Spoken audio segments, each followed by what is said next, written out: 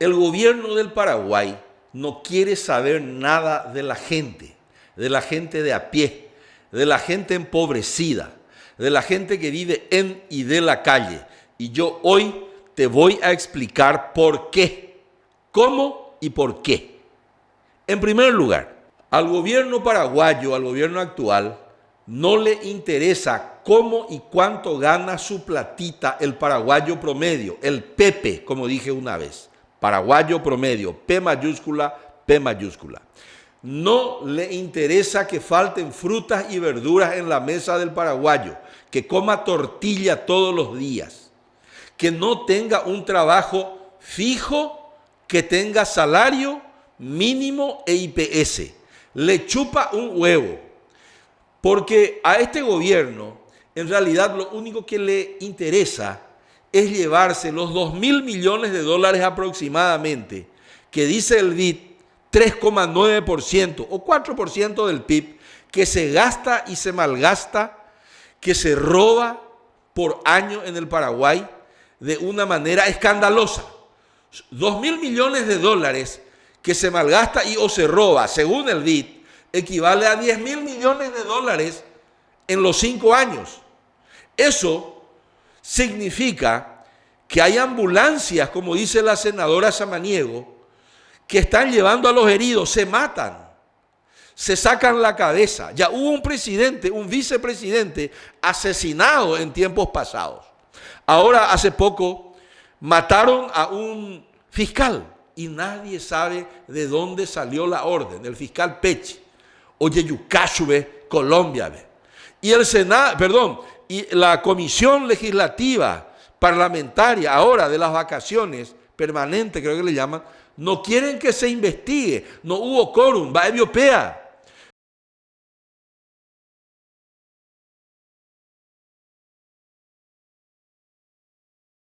Este gobierno no quiere saber cuánto cuesta el arroz quesú, porque ellos no comen arroz quesú.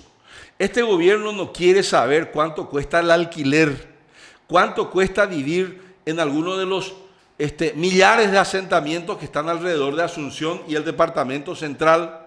Este gobierno no quiere saber cómo se debe sacar a la gente de Inforcom. No quiere. Es más, no le quiere sacar al pueblo de Inforcom. Sí quiere negociar, ¿verdad? 3R, renegociado, reestructurado, refinanciado, con el sistema financiero. Ahí está el Banco Central negociando con el sistema financiero paraguayo para que les haga mayor refinanciamiento, mayor reestructuración, mayor renegociación de deudas al sector granelero que tuvo sequía en el 2024, ahora 2025. No está mal, claro que está bien, pero también hay que tener un plan para hacer una renegociación o para comprar las deudas mínimas del sector financiero o de las casas de electrodomésticos que metieron a la gente en Inforcom y sacar a la gente del Inforcom con un préstamo que pueda ser renegociado el Banco de Fomento a largo plazo y con baja tasa para darle nuevamente ciudadanía financiera a esa persona o a esa pyme o mi pyme que está hoy en Inforcom y no puede por eso trabajar. Porque el que está en Inforcom no puede ni siquiera pedir trabajo.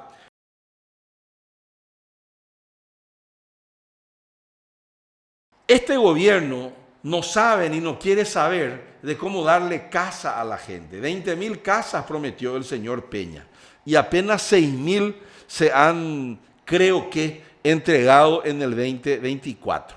El presidente habla todo de balde. El presidente habla todo de balde, dijo el economista Víctor Benítez. En este caso, Víctor Raúl Benítez. Es de Víctor Raúl Benítez, el economista, anoche en Políticamente Incorrecto. Uno de los invitados, el economista Víctor Raúl Benítez, estaba haciendo el análisis. Porque esta misma discusión tuve con Víctor Raúl Benítez en otro programa, en otro canal, que es nuestro primo. O sea, en lo que no miente Víctor Raúl y da un dato certero entonces. No, primero por lo que decía el economista en el programa Políticamente Incorrecto, donde él hacía un análisis en general de la situación económica, de las decisiones del gobierno. Dijo que hay otras que están ya gestionadas. Los números, es como que decir, ¿qué pasa? Esto no era lo que habían prometido.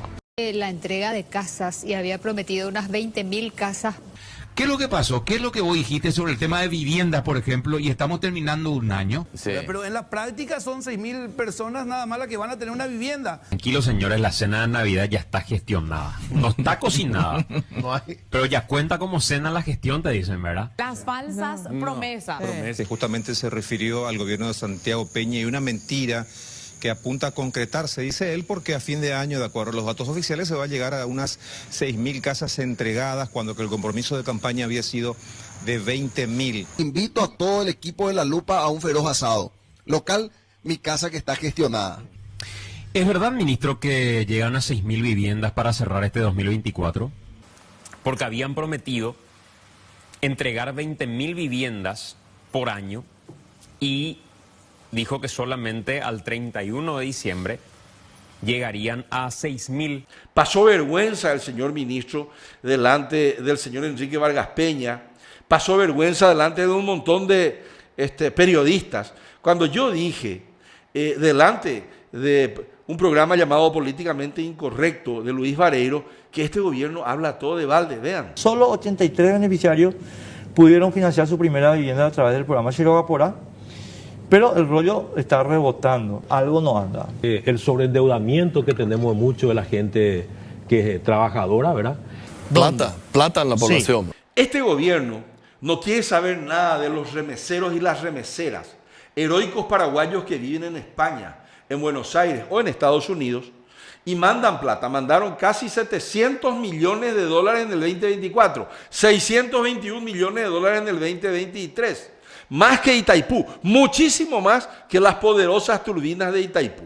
Casa que es para el remedio de la abuelita, para la cuota de la moto, porque trabajan con el motobolso hermanito, para hacer el bañito del fondo, para comprar una nueva cocina, para comprar la heladera, para hacer una piecita, el dormitorio del abuelo que se está muriendo de cáncer, porque no hay remedio oncológico en el IPS, ni en el Ministerio de Salud, ni en el Hospital de Clínica, ni en ninguna parte. Este gobierno no quiere saber nada de eso. Además, a los remeseros le niegan el derecho del voto automático. Personas que mandan 700 millones de dólares al Paraguay, le niegan el derecho de votar automáticamente en las próximas elecciones.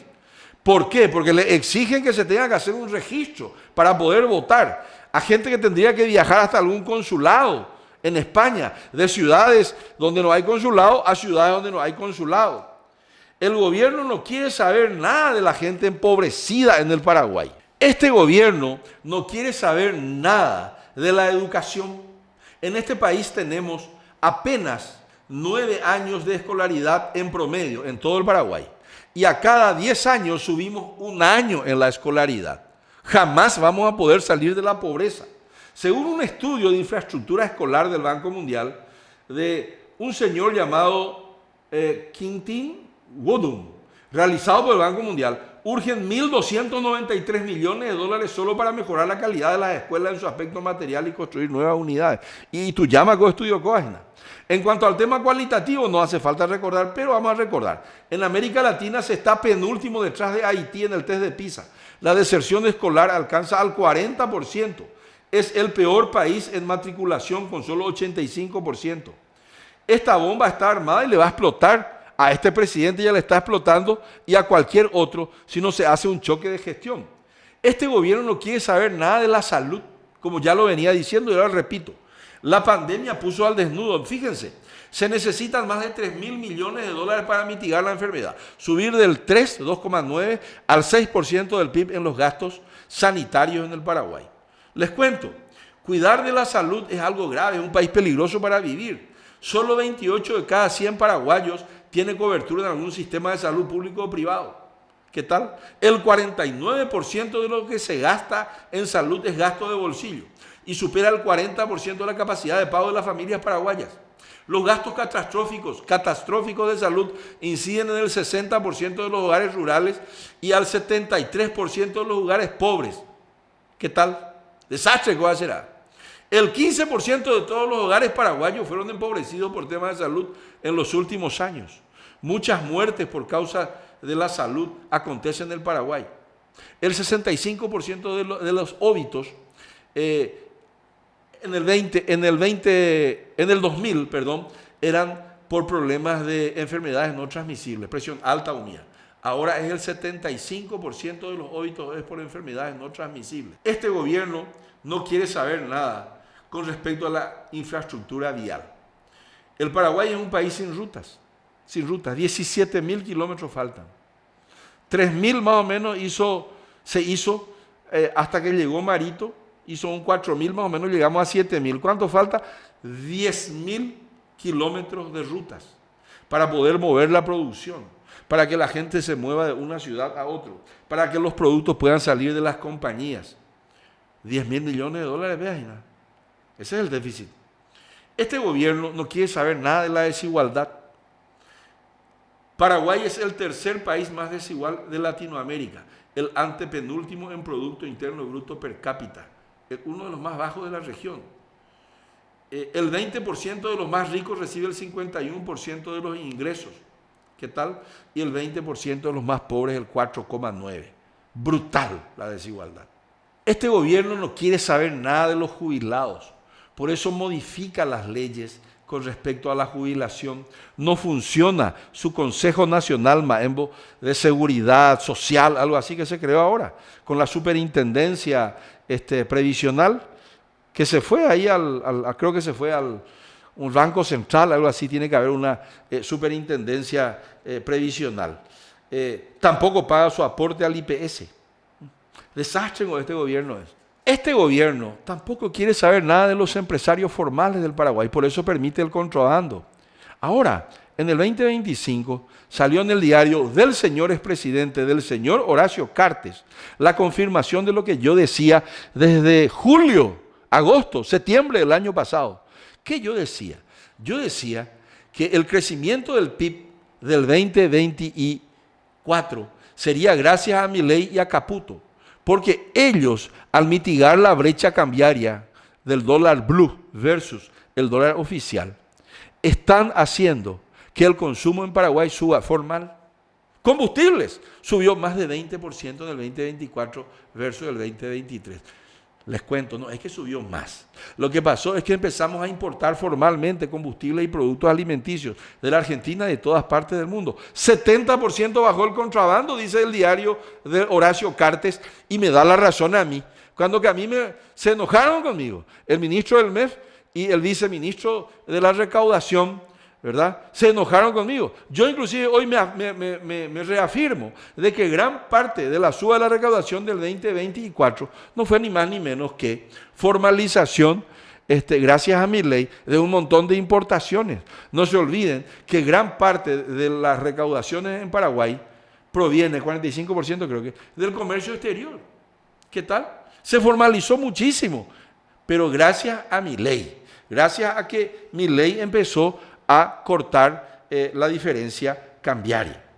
Tampoco le quiere al empresario este gobierno porque no arregla el acceso sur. Tiene quilombo con el acceso sur.